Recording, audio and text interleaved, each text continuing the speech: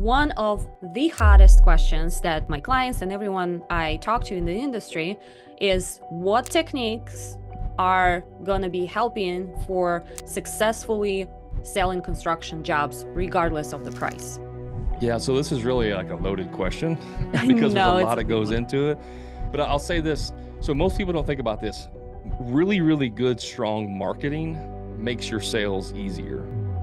All right, welcome back to my channel where we dive deep into strategies and best practices to help construction businesses thrive, especially in today's competitive market. And today we're talking about a very, very important topic, accelerating sales in your business. We'll be exploring how to sell any kind of job, get paid to do an estimate, and never waste your time on another price shopper. So joining us today is Brad from Hammer and Grind, a specialist in sales strategies for construction sector. He helped countless companies boost their sales performance and streamline their processes. So I'm super excited to have you here, Brad. Thank you so much for having me. I love anytime I get an opportunity to talk about construction, sales, or anything related to construction, I'm always available. So thank you. So tell us, how did you even start in construction and how did you decide to be coaching? Yeah, I'll give you the short version of it. I basically in high school I took architectural drawing. I thought I wanted to be an architect. Turns out you got to have pretty good grades to be an architect, so that kind of stunted that decision. But it would come back to help me many years later. 6, 7 years later, I had an opportunity to go work as a superintendent for a local developer who was doing a lot of his own work, residential, commercial, and so I got back into it. That architectural side of it helped me with understanding blueprints, drawings. And then long story short, several years later, through a couple different things, I started my own business and did that for 11 years before I realized like maybe I'm doing something wrong. Actually, it was 9 years. Let me back up. It was about 9 years before I was like, I'm not doing something right. Like I've been struggling for this many years. I'm having some growth each year. I'm having, growth, but I'm still working a lot. I'm not making the kind of money I want. And so I actually sought out a business coach and through that process fell in love with the coaching aspect of it.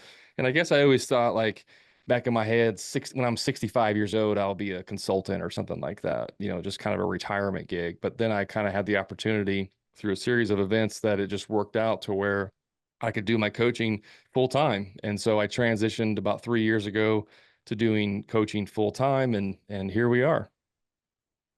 That's great. Do you work with just startups, medium companies, anyone in between? So yes to all of those, but I typically work with remodeling companies, general contractors, or landscaping companies. And usually it's the ones that do larger projects that have longer sales cycle, that have, the estimating process, the sales process is very time consuming and, takes a long period of time. It's not uncommon for like a remodeler to sell a kitchen remodel. It can be 6 months from first contact to starting the job. And so this long sales cycle, what I experienced in my business doing remodeling is that it was very, very, very time consuming. And so that's who I typically go after. That being said, I've worked with painters, I've worked with flooring installers, tile installers, people that are more subcontractor based or very trade specific. But I usually go after the remodeling, the general contractors, the landscapers. I've got guys that have been in business for 7 years, and I have people that have just started their business 2 months ago, and then 2 months and then started. So it's really kind of a mix of all and in between. Gotcha. Well, I brought you here because one of the hottest questions that my clients and everyone I talk to in the industry is what techniques are going to be helping for successfully selling construction jobs regardless of the price. Yeah, so this is really like a loaded question I because there's a know it's lot a that big goes one. into it. But I'll say this. So most people don't think about this. Really, really good, strong marketing makes your sales easier. So if you have the website, you have the Google reviews, you have the social media accounts, you have your truck wrapped, you have uniforms, like all of those things will help make the sales easier, right? Versus if you have none of that, if you don't have a website, you don't have reviews, and it's just someone giving somebody else, your name and they call you, it's going to be harder for you to sell those people because you have no social proof. There's no existence in the world that you do good work other than someone saying, oh, yeah, They did a job for me and it was good. And, for some people, that's enough. But in general, if you're trying to grow your business, you really have to have a good, solid marketing, right? So that helps lead into the sales aspect. But the single biggest thing that I see with contractors in regards to selling, selling jobs, is they don't actually understand what selling is. A lot of them believe that going out and meeting with a client and they say, I want X, Y, and Z, and then you give a price for X, Y, and Z is selling. And that's not selling, that's just order taking. That's just literally, they're saying, I want this, and you're saying it costs this much. Do you want us to do it? And that's just order taking. And so sales in general is actually a skill. It's a skill that you have to develop, and you develop that through, learning, reading books, joining courses, mentorship, but also through role playing. So we do a ton of role playing in my program. The contractors will role play with each other to get really good at this. And so like understanding that there is a whole skill set that goes into selling is one of the most fundamental things that I think contractors don't understand. Yeah, I agree. I hear a lot from the guys just very low price in their jobs just so they can get them, only because they don't have sales skills. They haven't developed those yet. And it's just sad to hear that when they're like, oh no, I can't charge that much. I will never receive this job. And all the guys in my area, they're all charging, 15% markup. I can't go 35, and not realizing that you might be targeting the wrong people, somebody who doesn't appreciate the quality of work that you're doing, and they're just price shopping you. And B, you got to develop those skills. And like you said, with the marketing, it's people want to buy from somebody they like, trust. It's you have to show that you are an expert in the field before somebody's gonna pour their trust into you. So how can we quickly qualify leads to ensure that they're serious about moving forward with the project, to avoid all the price shoppers? So real quick, there's kind of the old way versus new way. The old way is call comes in, you run out there, you look at the job, you spend some time talking about different things, you go back, you put together the estimate, you email or send it over, and then you wait and hope, hope that they pick you. I don't know if you've ever seen the movie Toy Story. There's a scene in there where they have the claw that comes down and it's going to pick those little squeaky toys. I I kind of did that relate when that. I was about 10. Yeah, so that's how I see contractors. It's like the claw, pick me, pick me. I hope they pick us, right? That's the old way. The new way, and what we're talking about, and what I teach contractors to do is, the first thing we do is we just get on the phone and ask them a few questions to get some of the basics out of the way. But what we're really doing is through that process, you will stand out as not like the other contractors, because the other contractors don't do that. They say, yes, let me come out there and give you a free estimate. Right. And so you can tell when you're talking to someone, and you've probably experienced this, if you meet somebody new for the first time at a social event or whatever, and just the way they carry themselves, just the way they talk, you kind of leave that conversation thinking like, wow, this person is like really knows what they're talking about, or this person's really special, or they're really engaging. Like there's something special about this person, right?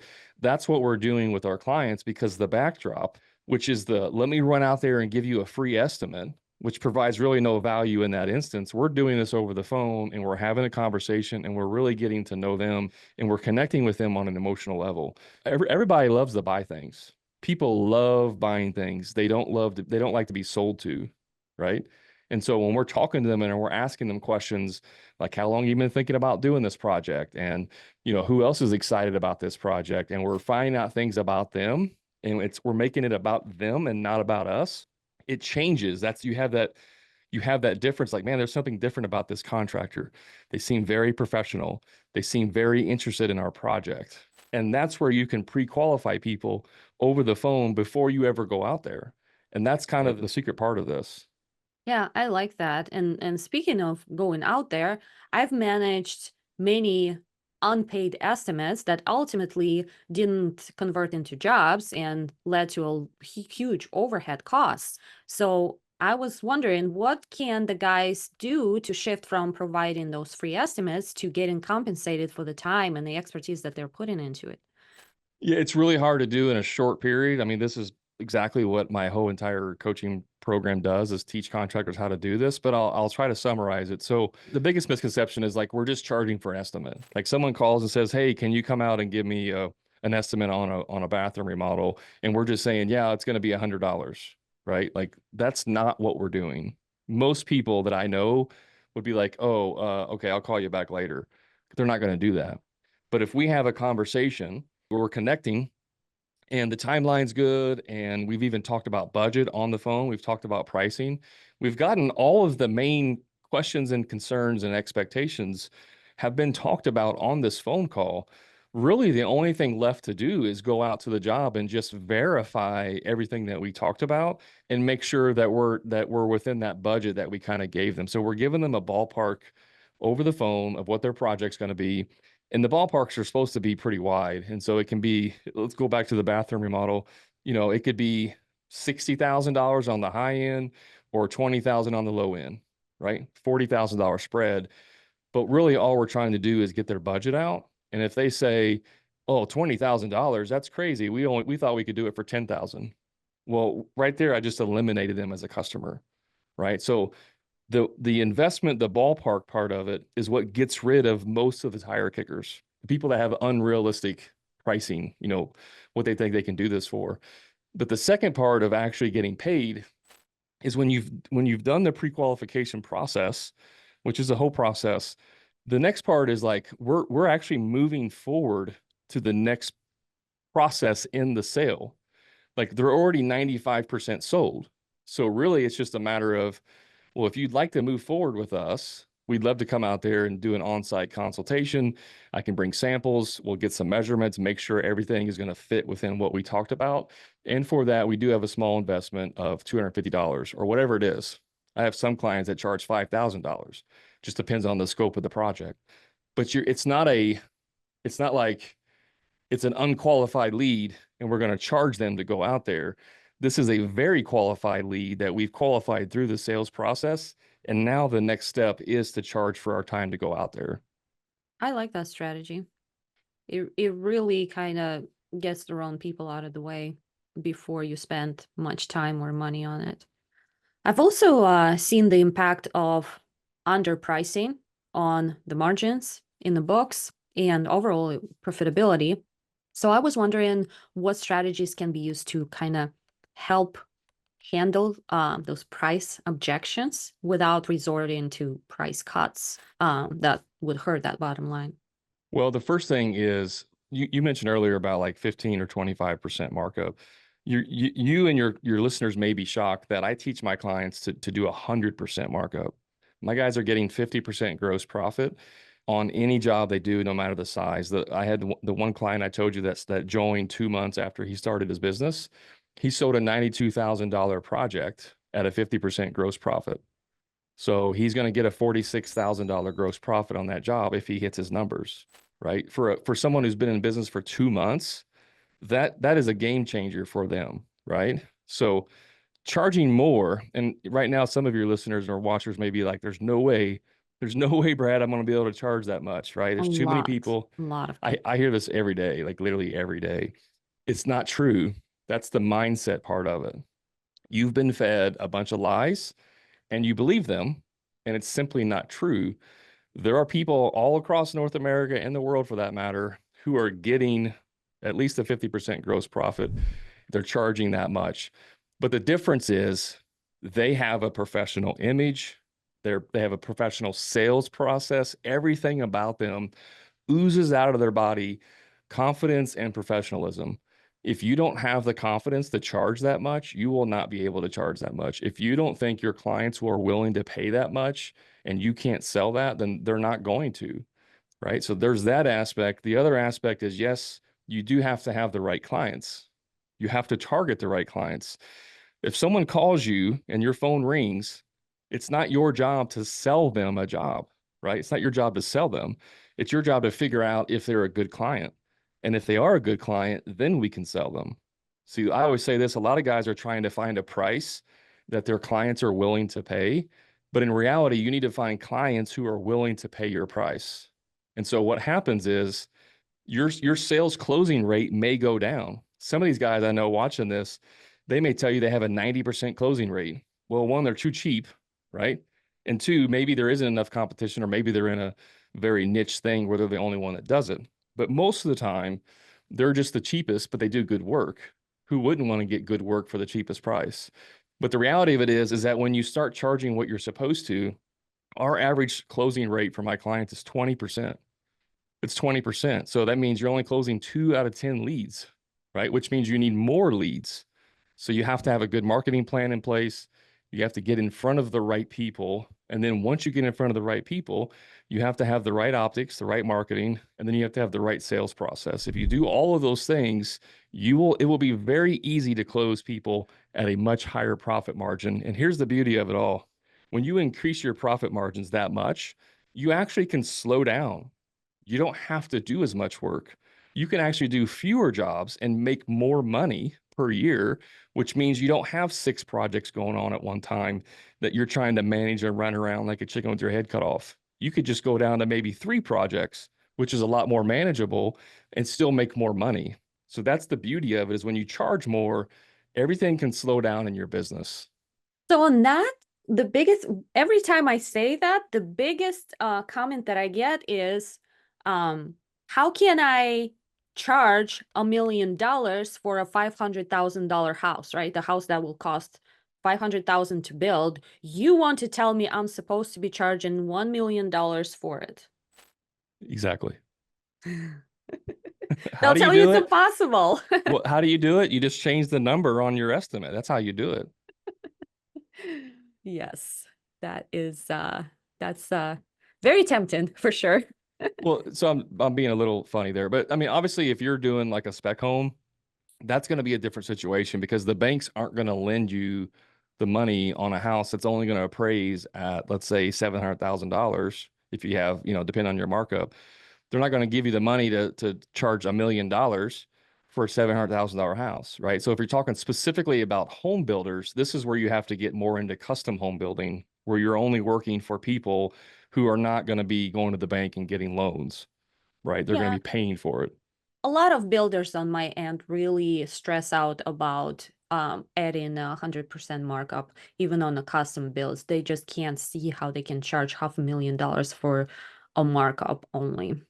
I mean, I just had a conversation yesterday with one of my clients. He's in Florida, or he's in Connecticut, and he has a friend that he was talking to who's a builder, and he's building $2 to $4 million custom homes, and he's doing it at 100% markup. Nice. So, I mean, it is possible. Are there parts of the country where that may be more difficult? Sure. Again, if you're doing spec homes versus custom builds, that's a little bit different. I typically don't work with home builders because that's a little bit of a nuanced part of the industry. But with remodeling, landscaping, room additions, additional dwelling units, ADUs, all of those types of things, you can easily get 100% markup. Yeah. How about follow-up process? What do you think about it? Should construction business owners have a great follow-up process? You know how they say it takes 13 or 16 follow-ups to get a client sometimes? Yeah, absolutely. Yeah, I mean, uh, I have a CRM that we use and that our clients use that automates this for you. So whether it's a text or an email, it will automate that process, and you can do it as many times as you want. So, one of the things that the fourth pillar, I have 4 pillars in the profit sales system, which is what I call it. There's 4 pillars. The fourth one is commitment. So no matter where you're at in the process of the sales process, you always have to get some type of commitment to either follow up or, move forward. So if I'm sending someone an email, an estimate, and I say, hey, when I get back to the shop, I'll email you an estimate. I'm not just saying I'll email you an estimate and then hoping that you look at it and then call me back. And then I'm trying to call you and text you and email you and you're not responding. What I'm doing is I'll email you an estimate. And if it's okay with you, I will follow up with you on Wednesday at 8 a.m. to discuss it. So I'm getting a commitment date for the follow-up. I'm not just leaving it open-ended. There always has to be some type of date involved, whether it's a text, a phone call, an email, in person, whatever. You're always getting a date commitment for the next step. Speaking of CRMs and any sort of digital tools that or technology that you can recommend that would streamline the sales process? Yeah, so I actually have my own CRM it's not open to the public yet. That we're rolling out here hopefully in the next few months. It is built on top of another platform. So, but what we've done is we've put in all of our automations in our process into the CRM so that it works specifically with my clients, but anybody can have access to it. It's not open yet. It's called Hammer CRM. That's the name of it. But yeah, it will help you with your marketing. It will help you with automations. It will help you with your sales pipeline. It has a very streamlined and easy way to track your leads from first contact to closing. And then you can use it for, a lot of guys will have some type of project management software where they like do their estimates and do their job scheduling and all that stuff. You can take that data from Hammer CRM and then put it into their own, whatever else they're using through a third-party API software like Zapier or something else. Do you recommend anything that is on the market right at the moment? There's a few that you can check out. It depends on what you do. JobTread is one that I recommend as a project management software, specifically for landscapers. Synced Up is one. He was actually the guest that was just my podcast just dropped this morning. I had a guest, Weston, on there that he has a software called Synced Up, and it's really designed more for landscaping companies. So that would be one as well. JobTread, Synced Up, and Progil is another one that you might look at for like remodeling general contractors. Yeah, I've been working with JobTread for a couple years now, and I recommend that one too, even for financial part of things. Hmm. Really great software, and communication that these people provide is amazing. Any sort of problem, they get on a call with you, they get it fixed. That is priceless for me. Well, thank you so much for all that information. I'm sure it's been helpful for many of the viewers. I appreciate you coming and sharing your knowledge. Yeah, and like I was saying before, you guys can get the free guide that I have on how to eliminate tire kickers. And it kind of outlays what we just talked about in more detail, the questions to ask, the process. So that's free to any of your listeners. They can just go to the link that you'll have, I'm assuming, in your show notes for them to pick Yes, that I up. will put all the details on how to find you, how to find that guide in the details below. Um, Thank you for a great conversation. Absolutely. Thanks for having me.